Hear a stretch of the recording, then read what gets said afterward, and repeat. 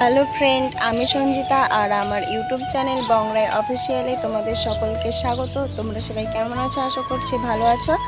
আর আমিও খুব ভালো আছি। আজকে অনেক দিন পরে একটা ব্লগ শুরু করলাম।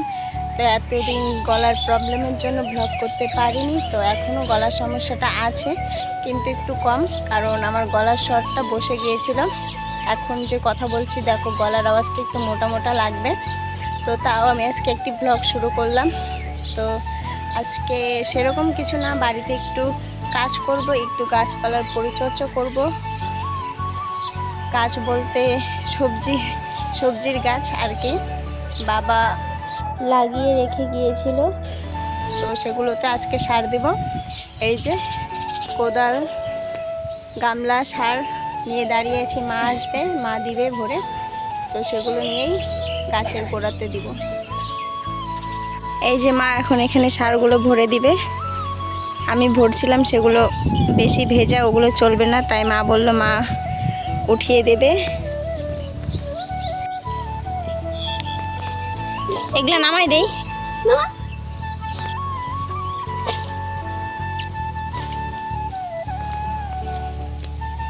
ওগুলো একটু শুকনো আছে আর এগুলো হচ্ছে বেশি ভেজা, মানে এগুলো ইদানিং কয়েকদিনের গোবর আর ওগুলো হচ্ছে আগের গোবর।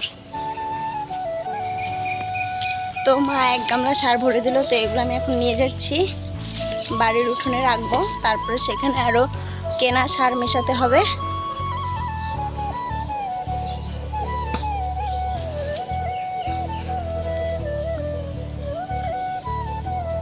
মা বললো যে মেশাতে লাগবে না, এগুলো আগে দিবে গোবর সারগুলো, তারপরে কেনা সারগুলো গোড়ায় গোড়ায় দিয়ে দিবে।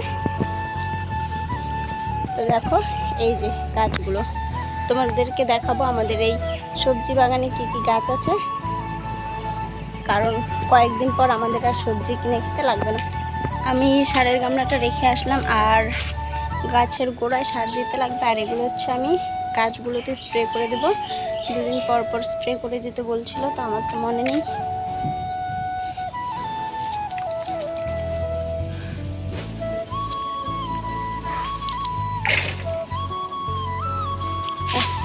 জল আনতে লাগবে। তো এটাতে আগের দিন দিয়েছিলাম, এতটুকু ওষুধ আছে, তো আজকে আমি আরেকটু মেশাবো সম্পূর্ণ।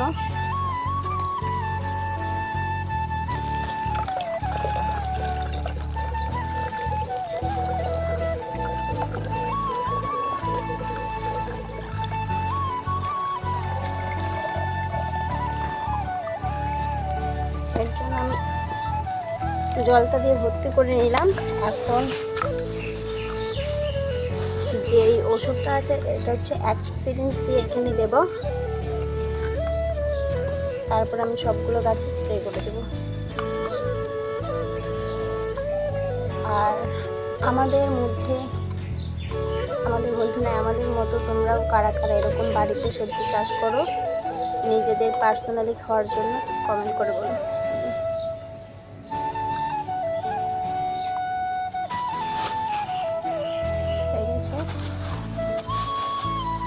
আমি আপাতত এখানে রেখে দিলাম, আর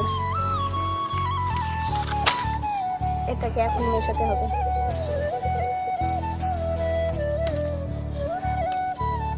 আর মা গাছগুলোকে বাঁধার জন্য পাট নিয়ে যেতে বলছে, তো আমি পাটটা নিয়ে খুঁজতে থাকো তুমি মেন পাট।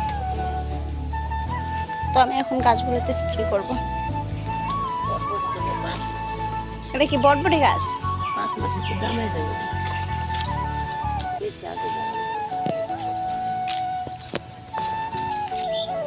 তারপর আমি ক্যামেরাটাকে একটা গাছের মধ্যে সেট করে নিলাম। গাছ বলতে কি একটা কোমর পর্যন্ত একটা গাছ কাটা ছিল, সেটার মধ্যে সেট করলাম, কারণ আমার তো ক্যামেরা ধরে দেওয়ার মতো লোক নেই। যখন ভাই থাকে তখন ভাইকে দিয়েই ধরাই, যখন লোক থাকে না তখন আমার মানে যেখানে ব্লগটা বানাবো সেখানে খুঁজতে লাগে যে ক্যামেরাটা কোথায় রাখবো, কোথায় রাখলে ভালো হবে।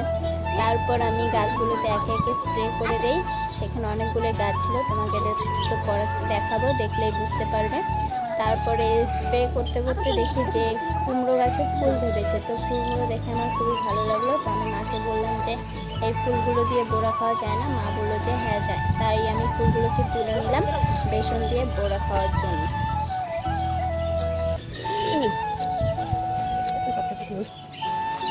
তারপরে দেখো আমি এই ফুলগুলো তুলে রাখলাম, এগুলো আমি একটু পরে ভাজবো বেসন দিয়ে, সেটাও তোমাদের সাথে শেয়ার করব। তারপরে আমি ফুলগুলো পাশে রেখে আবার স্প্রে করতে চলে গেলাম, কারণ আরও কয়েকটা গাছ স্প্রে করা বাকি ছিল, তো সেগুলোকে স্প্রে করার জন্য। আর দেখো ফুলগুলোকে কি সুন্দর লাগছে। আর একটা কথা, তোমরা যারা যারা আমার মতো বাঙালি আছো তারাই বুঝতে পারবে যে বাঙালিরা গাছের গোড়া থেকে শুরু করে গাছের ফুল সবই খায়। তো আমি এই ফুলগুলোকে, এই যে আরেকটু কাজ বাকি আছে, কাজটা করে আমি স্নান করে ফুলগুলোকে ভাজবো। তো তোমরা যারা যারা খেতে চাও চলে আসো আমার বাড়িতে।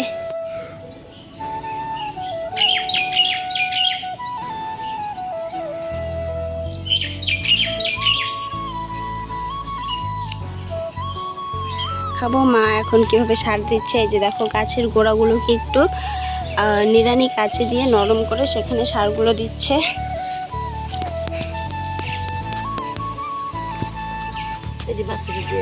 এই যে দেখো দেই, মা সার দিতে দিতে বাছুরের জন্য ঘাস কাটছে দেখো।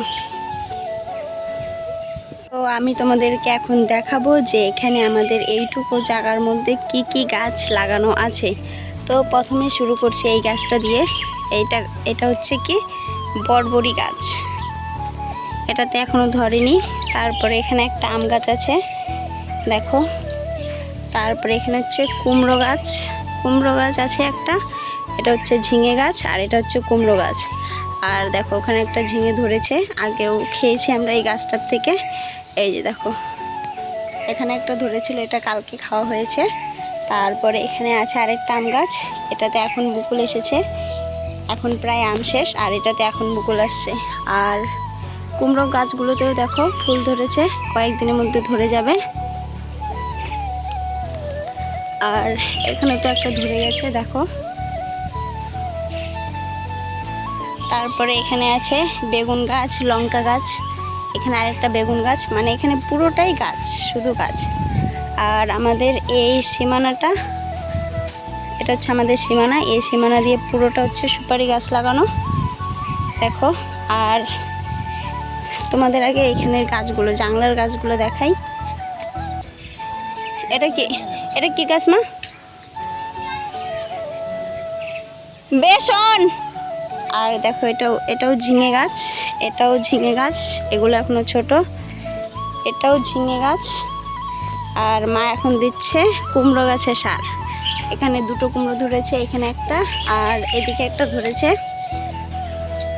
আর এখানে দেখো এই যে পোকায় শাল ফুটিয়ে দিয়েছে, এর জন্য ওষুধগুলো স্প্রে করা। এটাও একটা ঝিঙে গাছ, এটা হচ্ছে কুমড়ো গাছ, এটাও কুমড়ো গাছ, এটা ঝিঙে গাছ। এখানে আছে বটবড়ি গাছ, এটা সেগুলোতে এখনো ধরেনি।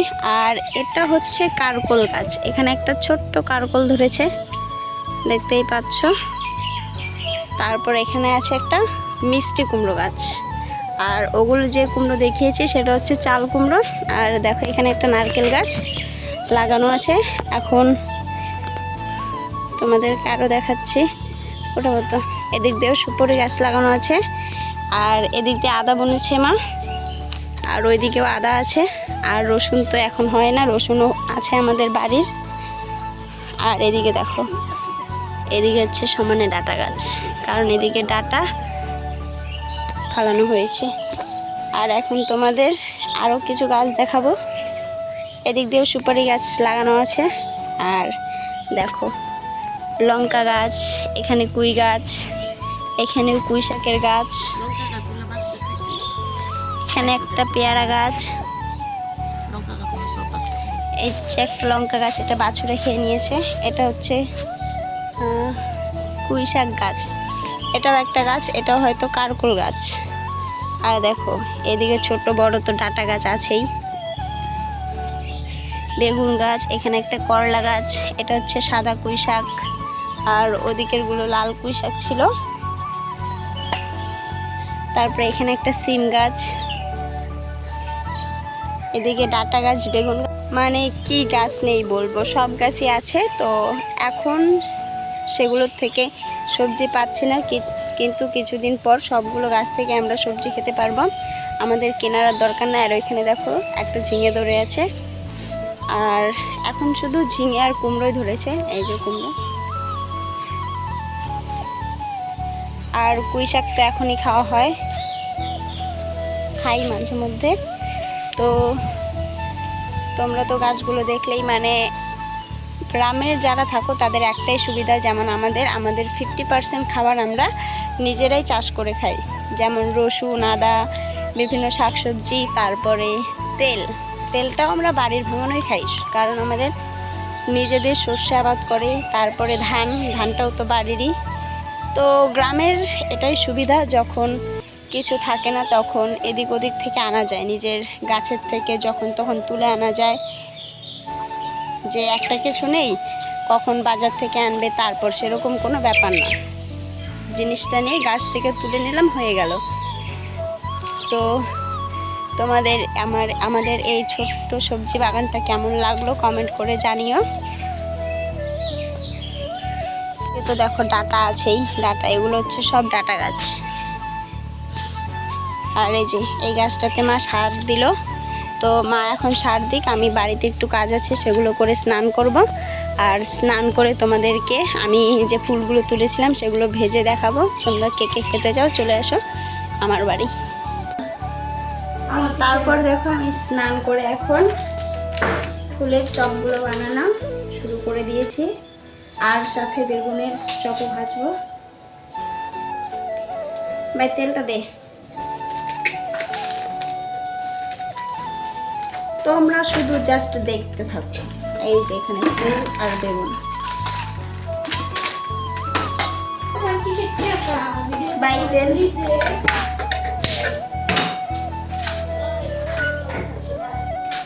তেল ছোট বোতলে ঢালা নেই, তাই আমি বড় ড্রামটাই নিয়ে এসেছি। আর আমি যখন গুঁড়োগুলো ভাজছিলাম তখন ভাই আমাকে খুব ডিস্টার্ব করছিল, মানে কি আর বলবো, যার বাড়িতে ভাই আছে তারাই বুঝবে ভাইরা কিরকম অত্যাচার করে।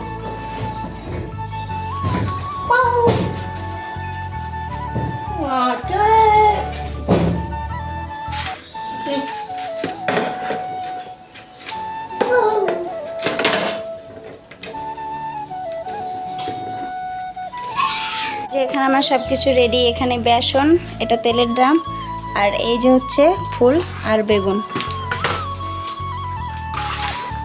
এখন শুধু তেল দিয়ে এখানে ফুলগুলো ভিজিয়ে শুধু ভাজবো।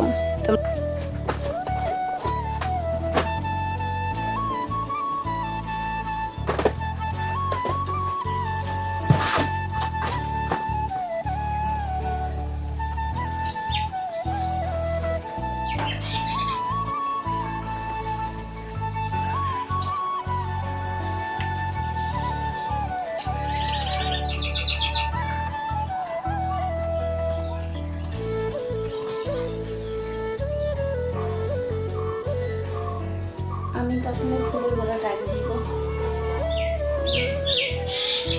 তারপরে আমি ফুলের বড়াগুলো একটা একটা করে বেসন মাখিয়ে দিয়ে দিচ্ছিলাম তেলের মধ্যে ভাজার জন্য।